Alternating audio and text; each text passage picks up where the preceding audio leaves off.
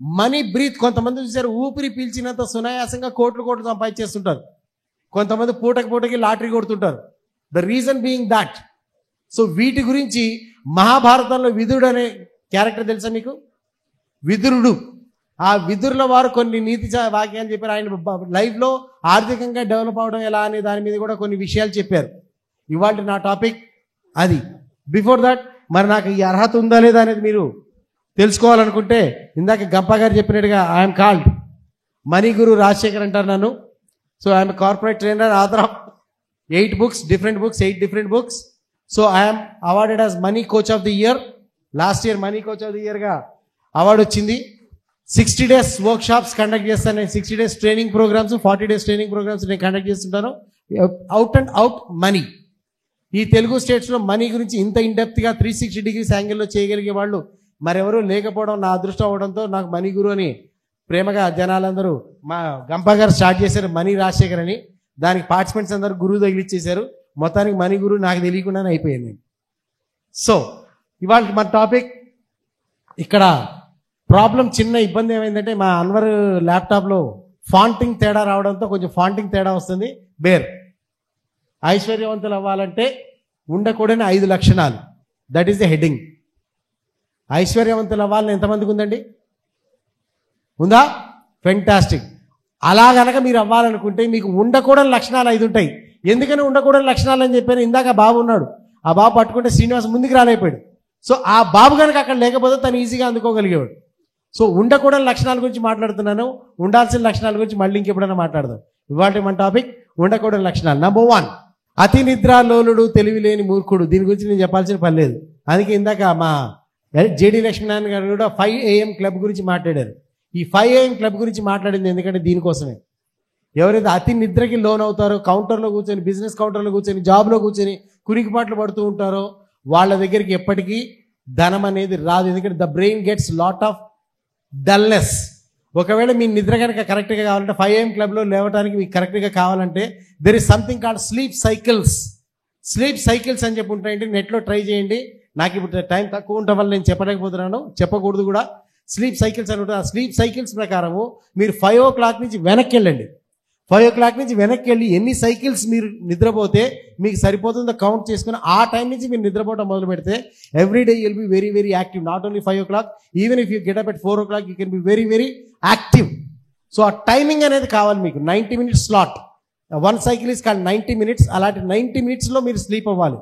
90 minutes నిద్రపోతుంటే ఆ ఎన్ని 90 minutes మీరు నిద్రపోతారో కౌంట్ చేసుకుని ఎన్ని 90 minutes మీకు సరిపోతున్నాయో ఒక 3-4 రోజులు మీరు ట్రై చేస్తే మీకు తెలిసిపోతుంది. దాన్ని బట్టి మీరు మీ సిస్టమ్ సెట్ చేసుకుంటే 5 AM క్లబ్ కాదు కదా, 4 AM క్లబ్లో కూడా మీరు జరగలుగుతారు. So that is what it is primary required for a prosperous person. ఒక ఐశ్వర్యవంతుడు కావాలంటే ఉండకూడని మొట్టమొదటి లక్షణం అతి నిద్ర. నంబర్ 2, భయం. భయం అంటే ధైర్య సాహసే లక్ష్మి అని చెప్పి మనకి చెప్తుంటారు. భయం అనేది ఎలాంటి, ఒక పని చేయాలంటే భయం అనేది ఉండకూడదు. There is Bhimji Bhai Patel. Bhimji Bhai Patel, Patel brothers of diamond merchants from Surat. భయం అంటే ఎలా ఉంటుందో భయం అంటే ఉండకపోవడం ఎలా ఉంటుందో చెప్తున్నాను example. Bhimji Bhai Patel, Patel brothers diamond merchants Surat. ఆయన లండన్ నుంచి ముడి వజ్రాలు తీసుకొద్దామని చెప్పి బాంబే, లండన్, మన యూకే ఎంబసీకి వెళ్తే యూకే ఎంబసీలో ఆయన క్వశ్చన్ అడుగుతున్న officer, do you know English? Sir Gujarati में बोला. गुजराती में बोलो. Do you know English? Sir Hindi में बोलो. Do you know English? Sir Hindi में बोलो. ఫైల్ ఇసిరి కొట్టాడు. Visa officer, sanctioning officer file ఇసిరి కొట్టాడు. ఈయనకి అర్థం కాల. ఆ ఫైల్ తీసుకెళ్ళి పక్కన లేడీ ఉంటే లేడీని అడిగాను, బైంజీ ఏ క్యా బోలా? ఏ క్యా బోలా అంటే మీకు హిందీ, మీకు ఇంగ్లీష్ రాదు కదా, అందుకని ఫైల్ రిజెక్ట్ చేశారు, మీ వీసా రిజెక్ట్ చేశారు ఈయన. రండి అని చెప్పి ఆవిడని తీసుకెళ్ళి ఆయన అడిగాడు, సార్కి హిందీ వచ్చేమో అడగండి అన్న. Do you know Hindi? He said no. సార్కి మరాఠీ వచ్చేమో అడగండి. Do you know Marathi? He said no. సార్కి గుజరాతీ వచ్చేమో అడగండి. Do you know Gujarati? He said no. మరి 3 లోకల్ లాంగ్వేజ్ రాకుండా ఆడు బతకంగా లేనిది నేను ఇంగ్లాండ్లో బతకలేనా? ఇదే చెప్పండి అన్నట్టు. వీసా ఆఫీసర్కి చెప్పగానే వీసా ఆఫీసర్ షాక్. కరెక్టే కదా, నాకు లోకల్ లాంగ్వేజ్ రాకుండా ఓన్లీ ఇంగ్లీష్ వచ్చి నేను ఇండియాలో సర్వైవ్ కాగలుగుతున్నప్పుడు ఇంగ్లీష్ రాకుండా నేను ఇంగ్లీష్లో ఈ పర్సన్ వెళ్ళి లండన్లో సర్వైవ్ కాగలడు కదా. సరే వీసా శాంక్షన్ అయిపోయింది, అక్కడికి వెళ్ళిపోయాడు. అక్కడ ఒక కజిన్ ఉంది, ఆ కజిన్ భీమ్జీ భాయ్ आपको तो అంగ్రేజీ ఆతాని, మీ ముడి వజ్రాలు కొనడానికి వచ్చారు మీరు, మీకు ఇంగ్లీష్ రాదు కదా, వాళ్ళతో ఎలా కమ్యూనికేట్ చేస్తారు, మీరు ఎలా వాళ్ళని అర్థం చేసుకుంటారన్నాడు.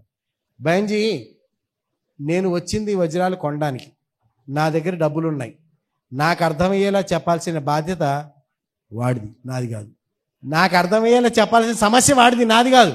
నాకు అర్థమైతే నేను కొంటా, అర్థం కాకపోతే కొన్న. కాబట్టి నాకు అమ్మాల్సిన బాధ్యత ఎవరిది, వాడిది. సో ఆ బాధ్యత వాడు పడతాడు. నాకు హిందీని పెట్టుకుంటాడా, గుజరాతీ వండి పట్టుకొచ్చుకుంటాడా, లేదా ఇంకేమైనా పట్టుకొచ్చి నాకు ఎక్స్ప్లెయిన్ చేస్తాడా, ఏం చేస్తాడా అనేది తన సమస్య, నా సమస్య కాదన్నట.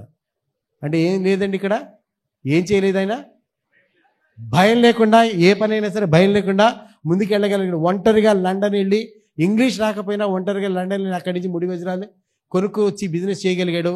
Now Patel brothers is one of the leading diamond merchants internationally. Right. కోపం, కోపం ఎవరికి ఉందండి? శబాష్. కోపం ఎవరికి లేదండి? కోపం లేదు అన్నారంటే కొంచెం మీరు చెక్ చేసుకోవాలి. కోపం లేదన్నారంటే చెక్ చేసుకోవాలి. కోపం అనేది మనిషికి ఉండే సహజ లక్షణం. కాకపోతే ఈ కోపం రెండు రకాలుగా పనిచేస్తున్నాయి. మిగతా ఎమోషన్స్ అన్నీ కూడా వన్ డైరెక్షన్లో పనిచేస్తాయి, కానీ కోపం అనేది రెండు డైమెన్షన్స్లో పనిచేస్తుంది. Either it can construct you or it can destruct you. అది మిమ్మల్ని బాగు చేస్తుంది లేదా మిమ్మల్ని చెడగొట్టని కూడా చెడగొడుతుంది. ఎవరైతే ఇది కంట్రోల్డ్గా, కోపాన్ని కంట్రోల్డ్గా లేదా కోపాన్ని రైట్ డైరెక్షన్లో పెట్టుకుంటారో, అప్పుడు విశ్వామిత్రుడికి కూడా కోపం వచ్చినప్పుడు విశ్వామిత్రుడు రాజర్షి అయ్యాడు, రాజర్షి నుంచి మహర్షి అయ్యాడు, మహర్షి నుంచి బ్రహ్మర్షి అయ్యాడు. తర్వాత సృష్టికి ప్రతి సృష్టి చేయగలిగేటంత శక్తివంతుడయ్యాడు. అలాంటి శక్తి సామర్థ్యాలు పొందగలిగింది కూడా ఈ కోపం అనే ఎమోషన్ ఉండడం వల్లే. సో ఈ కోపం అనే ఎమోషన్ మనిషికి ఉండాలి, కానీ అది ఏ డైరెక్షన్లో ఉందనేది చాలా ఇంపార్టెంట్. రాంగ్ డైరెక్షన్లో ఉందంటే, ఫర్ సపోజ్ నేను ఇంటికి వెళ్ళగానే మా ఆవిడ 200 రూపాయలు 2000 రూపాయలు కరెంటు బిల్లు చూపించింది. వాట్ నాన్ సెన్స్, ఇదేంటి 2000 రూపాయలు కరెంటు బిల్లు చూపించావు, ఏం చేస్తున్నారు మీరంతా ఇంట్లో ఉండి, మీరు ఏదైనా ఇది ఇట్లా చేస్తున్నారు, మీరు అసలు నిన్ను కాదు అనాల్సింది, మీ పుట్టింటి వాళ్ళు అనాలి. స్టార్టా? మాకు దీపావళి తొందరగా వచ్చేస్తుంది. నేను ఆ మాట అన్న రోజునే దీపావళి వస్తుంది. ఆ దీపావళి ఫైర్ ట్రాకర్స్లో కోపం వచ్చి చేతిలో కప్పు, టీ కప్పు ఉంటే ఆ కప్పు తీసి ఇస్త్రీ కొట్టే టీవీకేసి 70,000 పోయింది.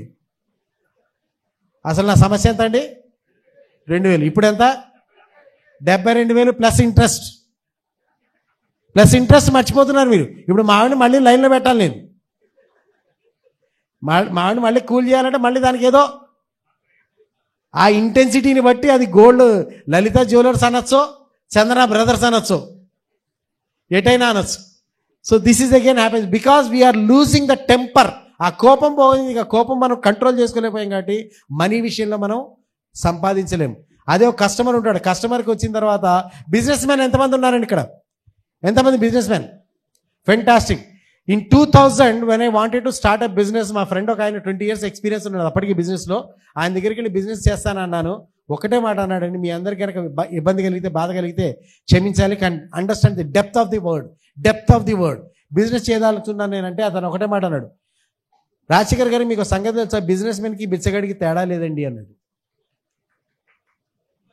What shock! బిజినెస్ మెన్కి బిచ్చగాడికి తేడా, అదే నేను గొప్ప అయిపోతాను, నేను బిజినెస్ చేద్దామంటే నువ్వు బిచ్చగాడు అంటే ఏంటి? అంతే సార్, బిచ్చగాడికి ఎవడి మీద కోప్పడే హక్కు ఉండదండి. వీడు ఎంత ఇదిలిచ్చి కొట్టినా మళ్ళీ నెక్స్ట్ కస్టమర్ దగ్గరికి వెళ్ళేసరికి ఈయన నవ్వుతూనే మాట్లాడాలి, ఫ్రెష్గా అడుక్కోవాలి తప్పితే ఈ కోపం తీసుకెళ్ళి ఆడి మీద చూపించకూడదు.